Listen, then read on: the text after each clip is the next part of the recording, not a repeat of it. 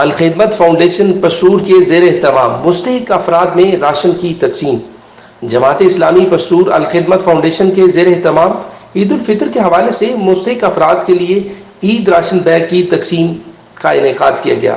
Ration bag آٹا، آلو، پیاز، سفید چنے، چینی، سوئیاں، صابن، شیمپو کے پیکٹ اور گھی پر مشتمل تھا۔